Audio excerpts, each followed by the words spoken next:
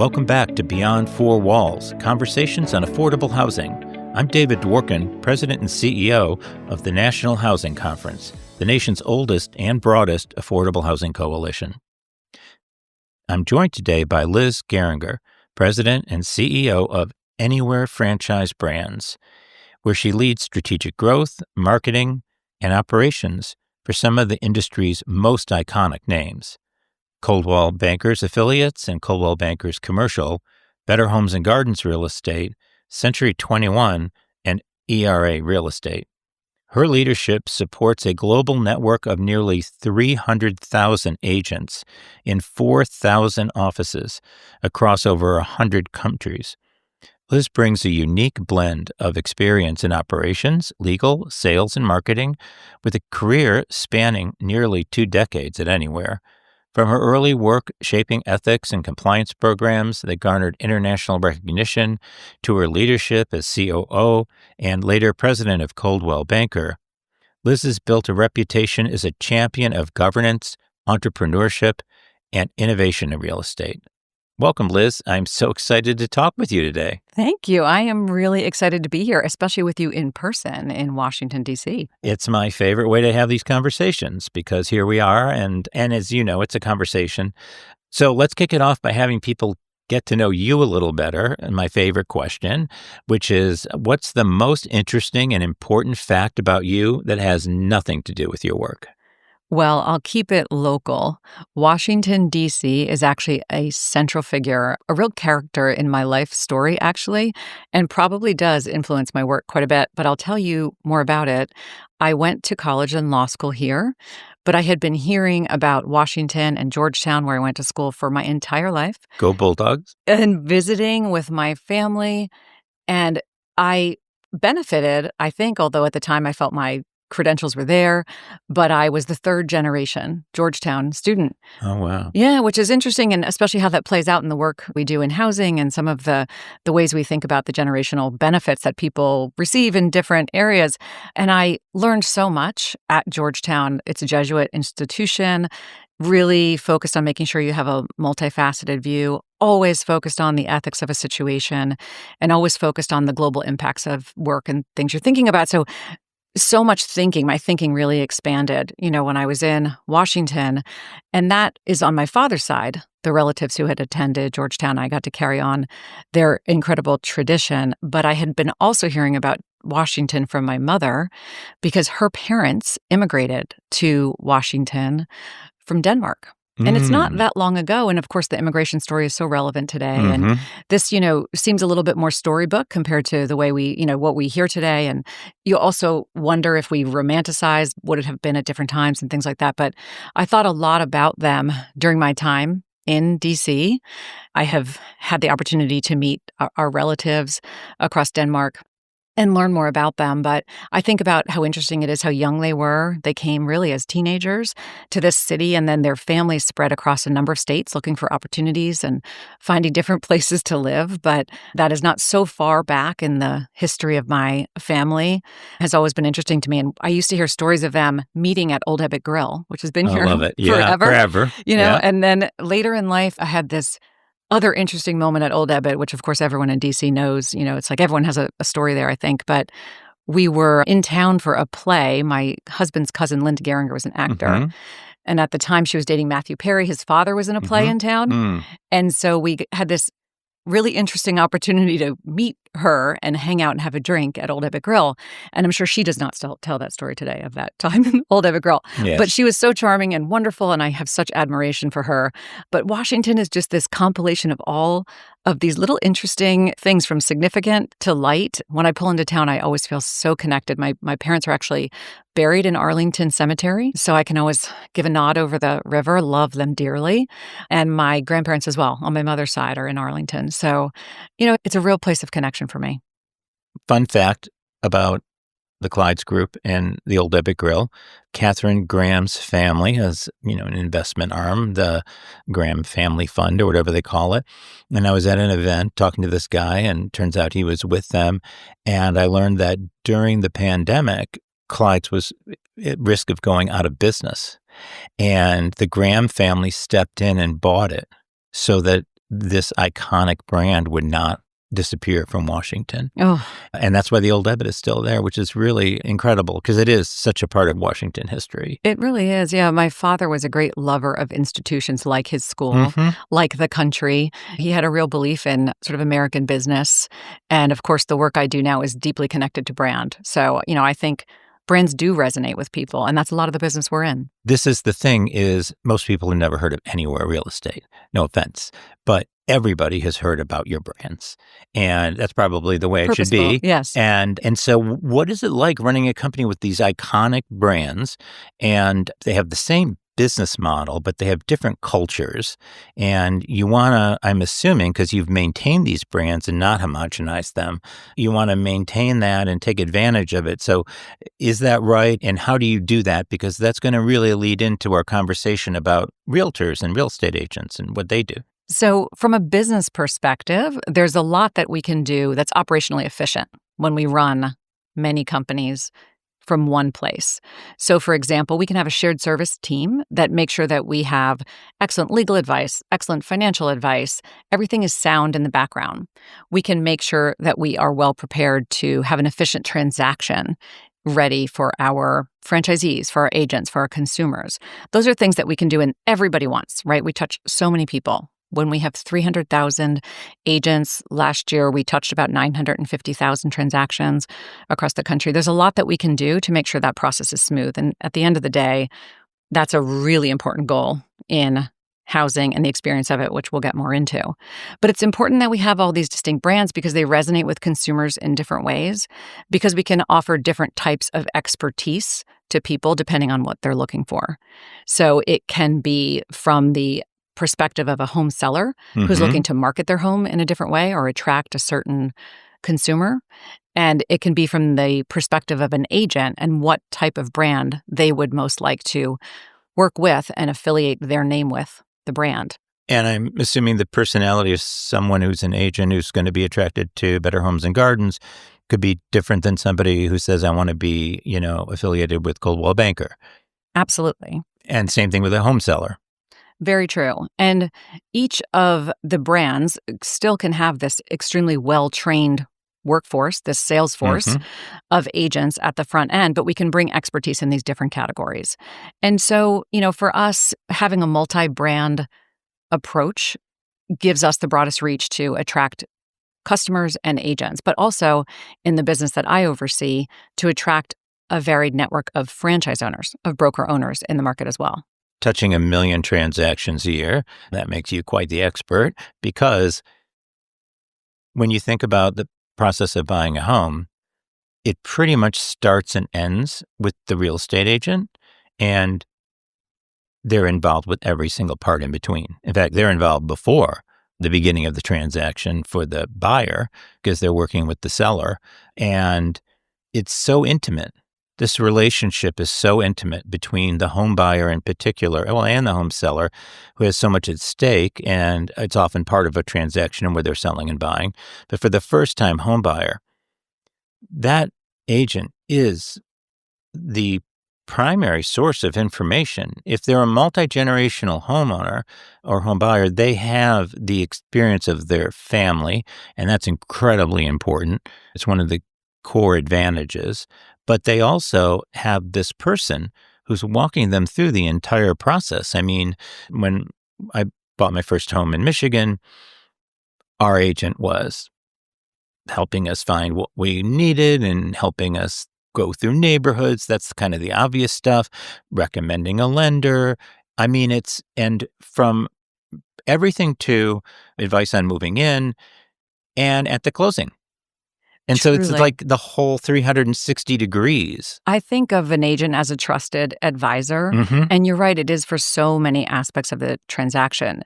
Usually that agent has been in touch with the customer from a long time prior to the actual transaction. The transactions are infrequent from a consumer perspective.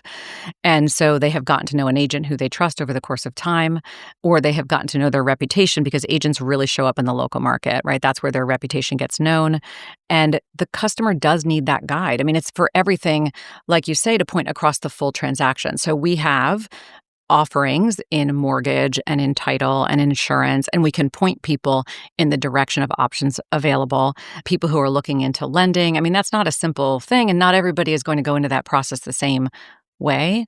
And so a really professional, well-informed agent can point people to programs that are available for them to look into, for example, from a mortgage perspective or other lending vehicles. And all the other things you said, help them find the place that will be a transaction with long-term impact, right? Yeah. This is where you ultimately call home and where you build your community. And it's really meaningful. And I think the agents, how critical the agent is something that comes under question from time to time. And I think we absolutely stand by the value of our agents. And I think they've had a real opportunity to show up in new ways over the last couple of years.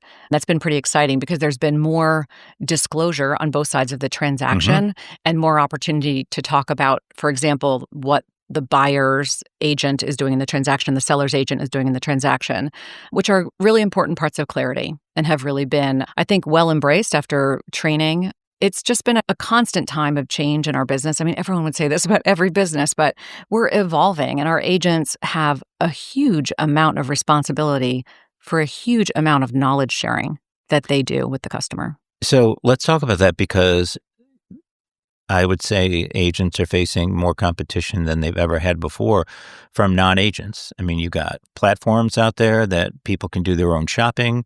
Many people do. I think some of them often end up going to an agent because they have been brought into the process online, but they still need somebody to walk them through and represent them.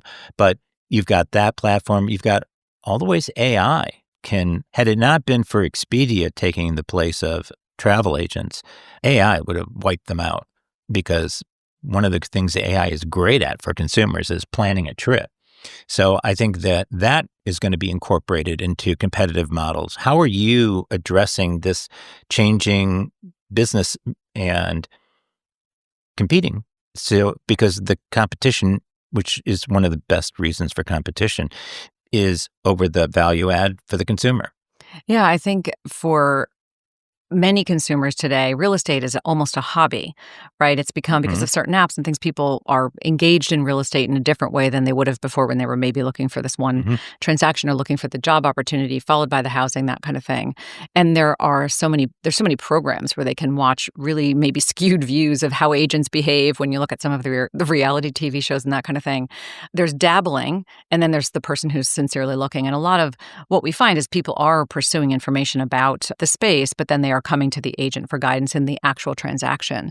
What we're doing to make sure we show up is to provide them with that information, and to make sure people, just because you have access to data, it doesn't mean it's the actual data. I think we can help point them in the direction still of the best opportunity for them, and to make sure they get the best deal.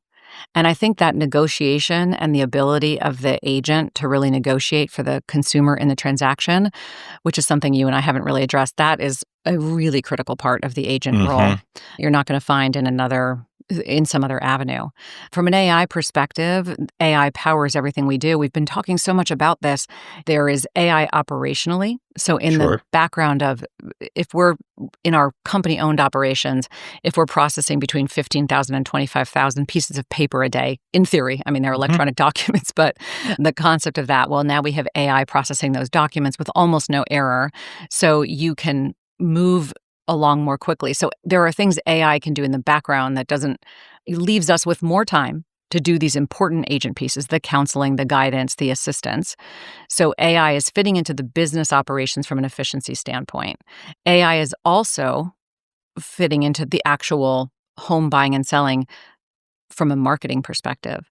So if you're the home seller, getting your home listing ready in the most attractive way to the right audience and getting it syndicated appropriately. We have a great new partnership with Canva, for example, that's using AI to create the imagery and the marketing pieces. So that will ease up the process of getting the listing materials ready. We have a product in the Coldwell Banker company-owned operation called Listing Concierge that finds its way out to our franchise network, for example. And it's in place today, it similarly is AI powered in terms of getting the marketing listings, the way you'll experience home listings, whether that is the imagery, the listing description, all of the marketing materials.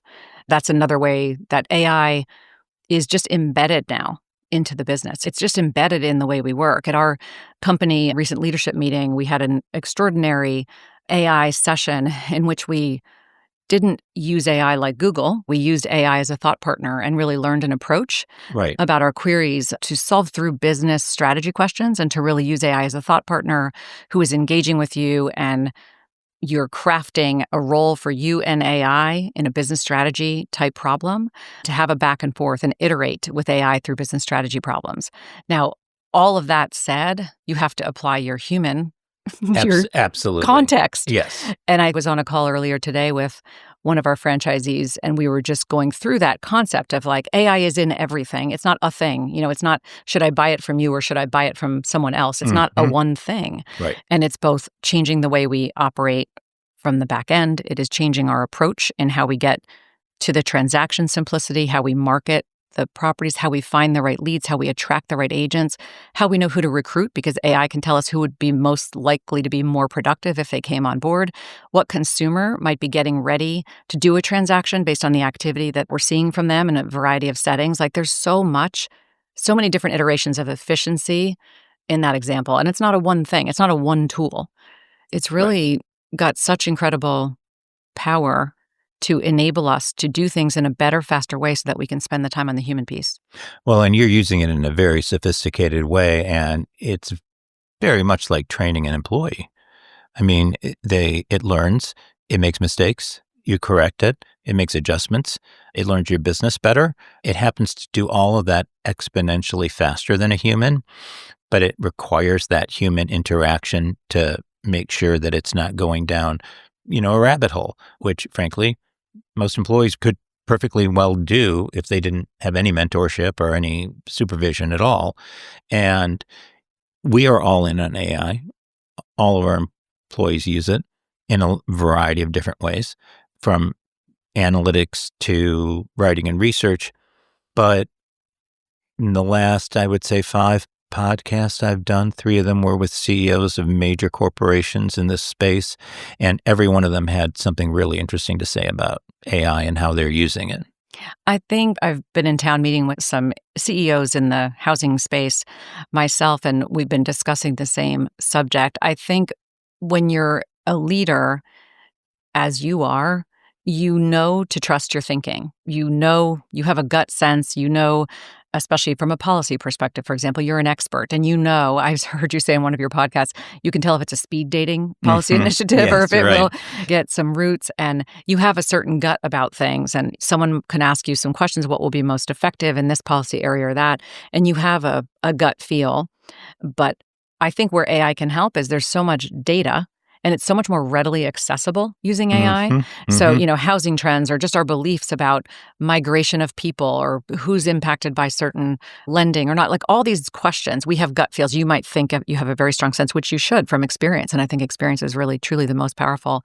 But AI will allow us to look at our gut feelings and direction of the company and check our assumptions.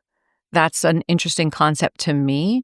So I'm trying to make sure I stop and think, what is a baseline assumption I have, and can I test that by applying data to it? And I think AI will help us do that faster than the way where I would go to the team and I would look for historic information and I would, look through demographics or, they're just in partnerships with you. We do have access to incredible research and grounding, for what policies we should be supporting or what direction we should be taking. But I think all of us can benefit from this thought partner.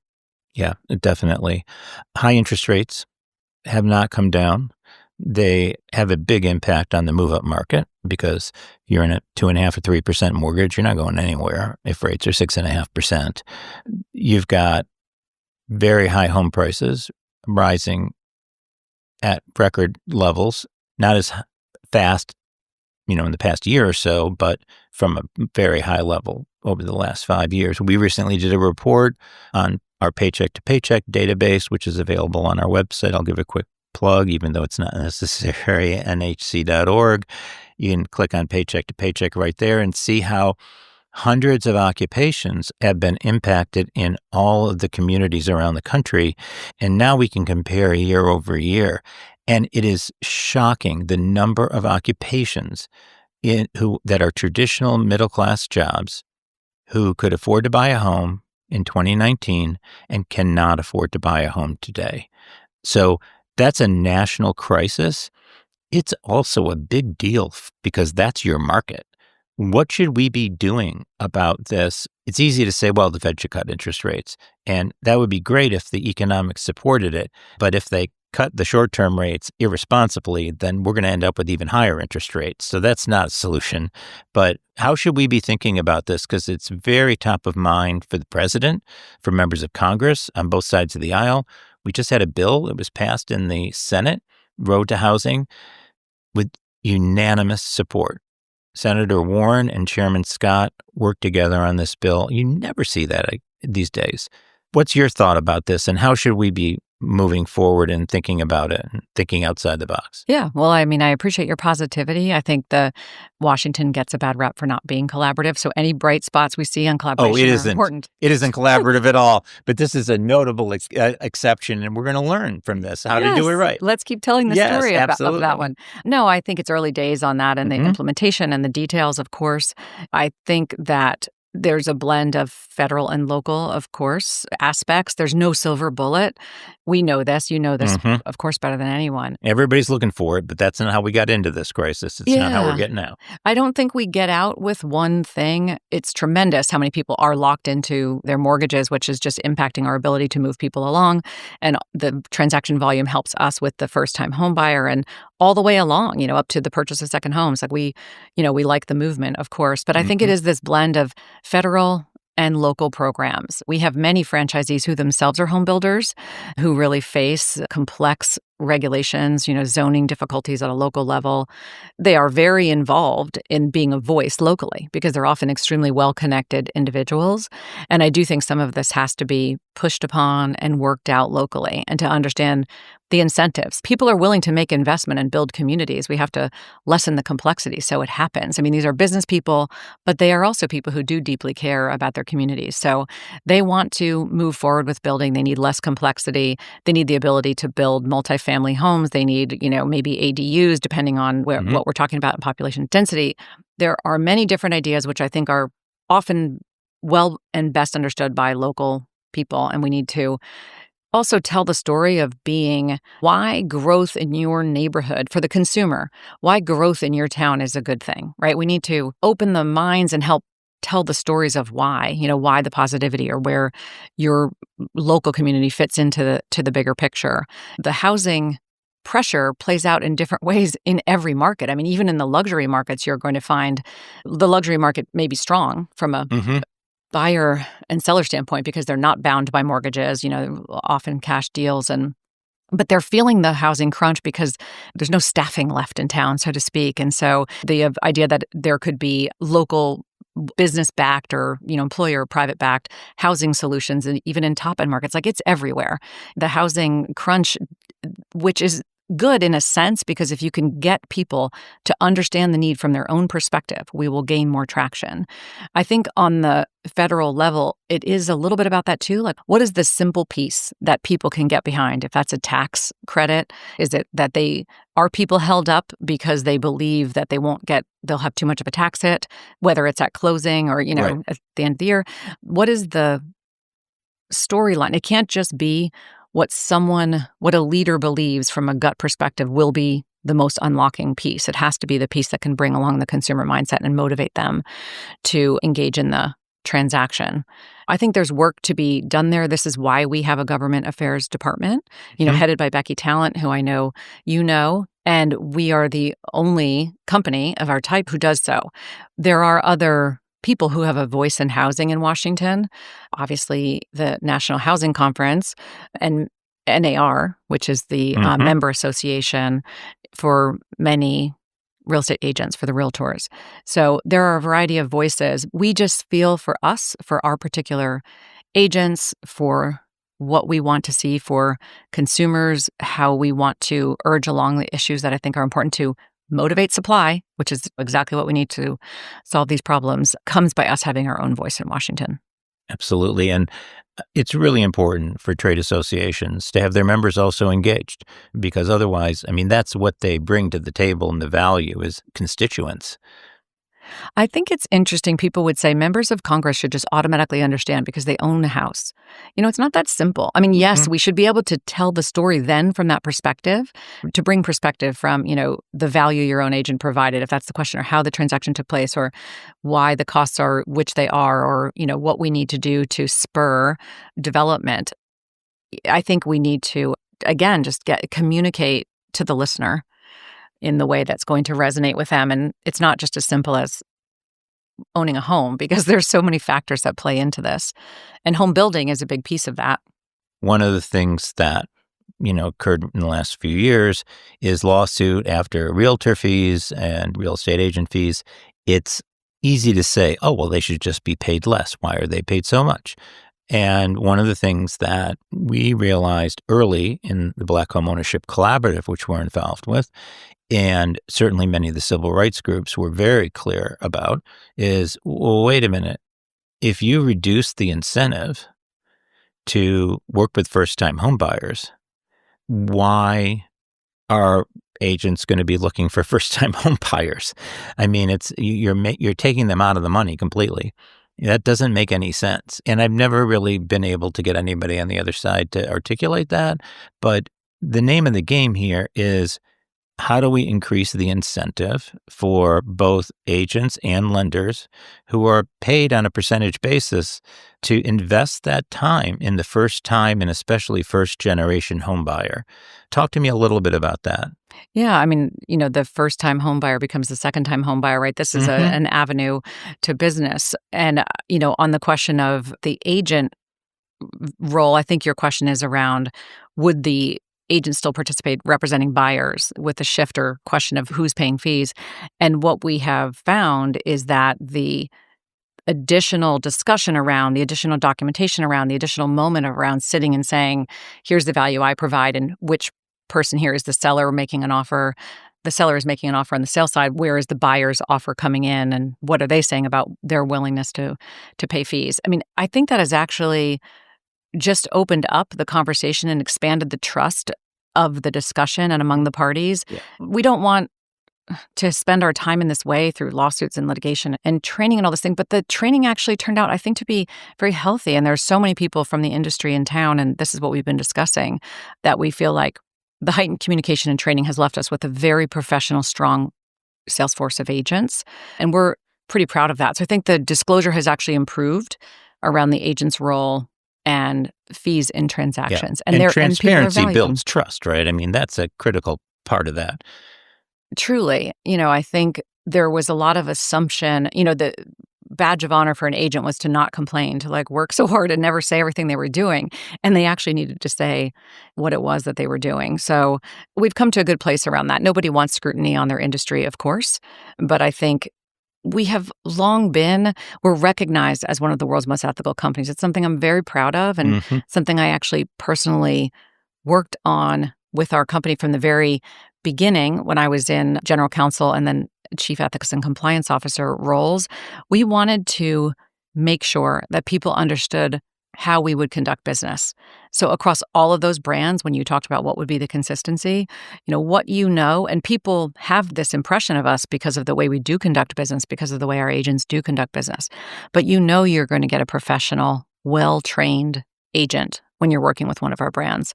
And when you're working with a local office whether it's run by a franchisee broker or someone from our company-owned operations, no one is questioning the reputation or what that experience is going to be like, because we're so committed to this process of making sure people are professional, and that the culture that we build for people is to always take care of the consumer, to never put yourself in a situation of having to explain yourself later, right? Like transparency.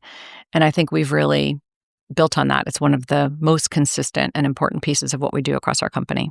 So you mentioned home building. This is a core part of the problem right now. It's that we don't have enough homes. The law of supply and demand is never repealed. And we lost an enormous amount of home builders, especially in the first-time market during the Great Recession.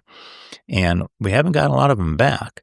So how does that affect your side of the business, and how do you work with home builders, and what do we need to be doing to build more homes that are affordable to more people? I mean, we support their efforts. I think they do have great representation and voice in Washington.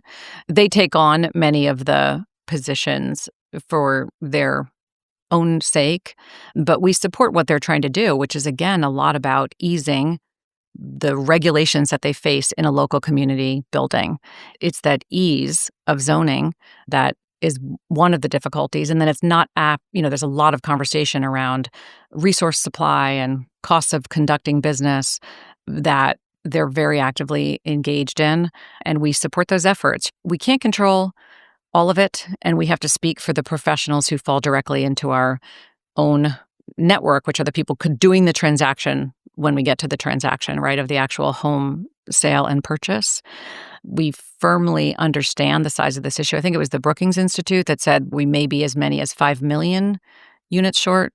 Some people say 2 to 4 million units, homes, housing units available for people to live in. It's a significant size problem. Yeah, it's a lot. And even if you go with the 2 million number, that's a lot. And frankly, if we were able to build 2 million homes that were affordable, I want to see what that looks like. And, I think it would have a really significant impact. I don't need to worry about having 5 million if I still can't build 2. You get there. When you get to 2, you have infrastructure and knowledge that helps you get to 3. And we want to help the home builders. They have a good understanding of it themselves, but also help our agents and help people selling homes understand, what is the next need? The millennials are this massive group of customers, looking right at us all. And meanwhile, the age of first-time home buyers is moving further out. It's 36 or 38, I think it is today. Somebody has recently quoted 38 or 39, but that's disputed. I'm not sure the math on that is right. But even at 35, it's older than it's been. And we see that through the generations. Household formation does drive a lot of that. And we're going to do some research on comparing the increase over the years in household formation and the increase over the years in when people buy homes. But my grandparents got married when they were 19. My parents got married, when they were in the early 20s. I got married in my late 20s. Typically, my oldest daughter is involved in a serious relationship. She's already 31. She's not in a rush. I'm not in a rush. This is kind of typical for her generation. And so what we end up with is there's that component of us culturally, but then when they get to that place, they can't afford it. And they may be thinking differently than we were thinking. There's much more of a multi-generational thought track, which is encouraging for us, right? We'll all live with all of our generations. It's a wonderful idea when I think back about those generations in my own family that we started our discussion around. But we recently, in one of our brands, Coldwell Banker, did a study, and 45% of the agents who responded said that customers were asking about multi-generational aspects of a home, which is a really big percentage of inquiry. We can really be that ear that is hearing so much consumer feedback, that can provide so much data, so we can say, no, this is a real need. We need zoning to support it. We shouldn't have so much blocking of this type of development. And even when people are renovating homes, or if we can have renovation loans available to support some of these transitions in what is being demanded. So the home builders can be educated as well, and our sellers when they're positioning their homes. But there's a tremendous amount of interest in things like the second kitchen and all this accessibility. Right. And then what lending vehicles would support this? It just indicates other parts of the transaction that may be interesting. Should there be more sort of co-borrower, non-occupant co-borrower loans, or, how are we going to support this? The millennials are obviously a huge opportunity, but we also have this quickly aging population of people in the country. I think it's 2030, about 20% of the people in the country will be over 65. What does that look like? What is their housing need? Sometimes the conversation just gets one track, right? We're just talking about mortgage rates, but it's let's really think about where we're headed and what would be the particular use or the particular policy changes that will get us to the place that is coming down the road for us. So we can't be only stuck on W-2s for certain aspects of confirming someone's ability to live in a home. And we need to just think more flexibly based on the demographics who will be our consumer. Yeah, the multi-generational component of this is fascinating because I would say in the 80s and 90s and early 2000s, that was a pretty significant exception. I know all kinds of people now who have in-law suites, so to speak. They have ADUs, accessory dwelling units, Yes. that are either a part of the house or in the yard. And this idea of multi-generational housing is kind of back to the future. I mean, that's how my great-grandparents and my grandparents grew up. I mean, that was pretty normal then. And so what we've seen in this single-generation housing actually is an exception to the historical rule. So adjusting to this is a big deal, but it's not like we've never done it before. It's so true. Yeah, it actually fits into the tales of my own family and the way they first joined and had other families, other family members come and join them in the States as they were starting out. Yeah. That also takes us to immigration and big deal in housing. We're seeing having a real impact on rates on construction sites. The drives up labor costs is a material factor. I think, we have to really look at that and see the big picture. What are we doing to contribute to home prices? And is that contribution going to take it up or bring them down? And what are we doing to contribute to the narrative on stability, narrative on the positivity of housing?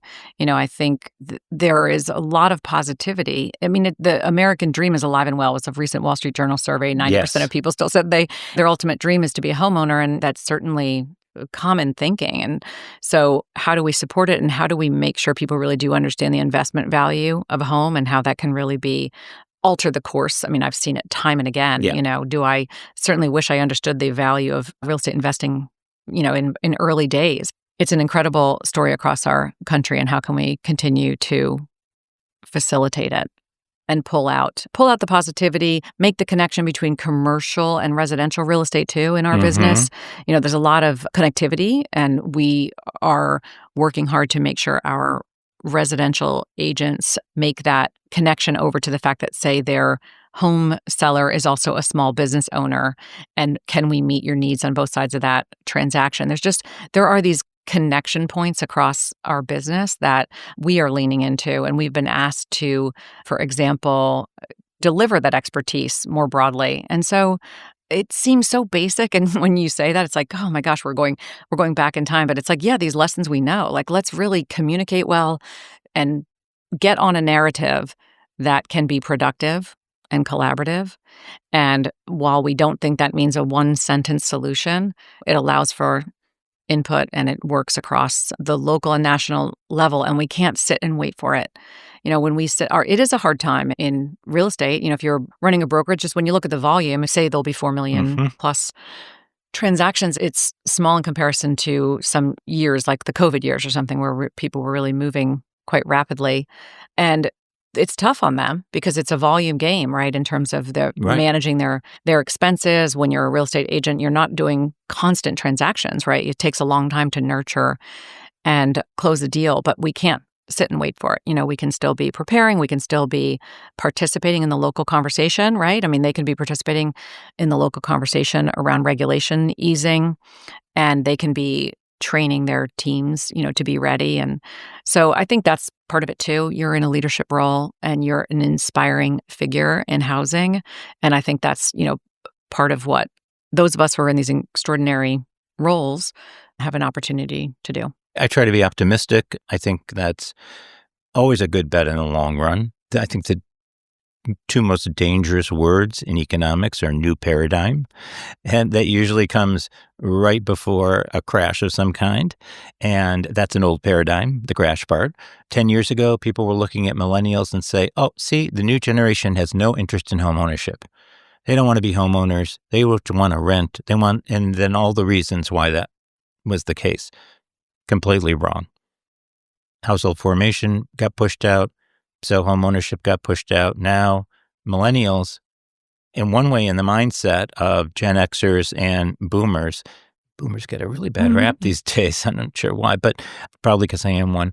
But you think about millennials as kids, but they're not.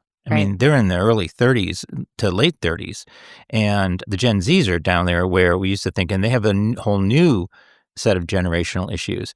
But millennials are in the sweet spot right now for this business, and they want to be homeowners. It's a high priority for them.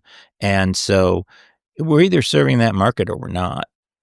It is a huge opportunity. And I think that it's also a group of people who are interested in the investment piece in a new way. Mm-hmm. And I think, we just have to make sure we're being creative enough in the thinking. I now know several, even younger people in their 20s who are figuring out ways to seek real estate investments, for example, on college campuses. I know kids who are really getting into that, and they're finding ways to get investors to back them in micro manner so that they can have enough funding to make investments. And, I think that they are okay with risk in a new way, especially because it can be put into smaller doses.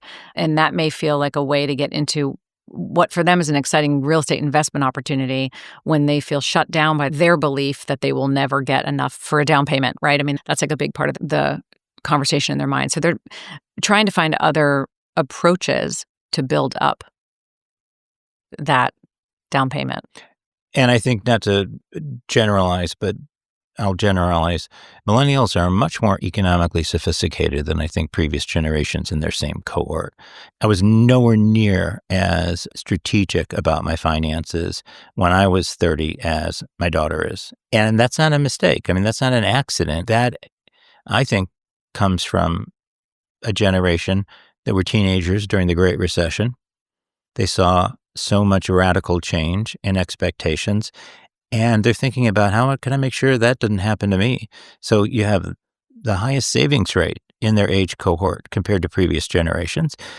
My daughter went to Georgetown. One of the reasons that she went to Georgetown and in terms of the choices she made and where she applied was, how am I going to pay my expenses based on the salary that comes from this law school or that law school? And thinking about it like that, I mean, I didn't think about anything like that when I was a kid and as a young adult.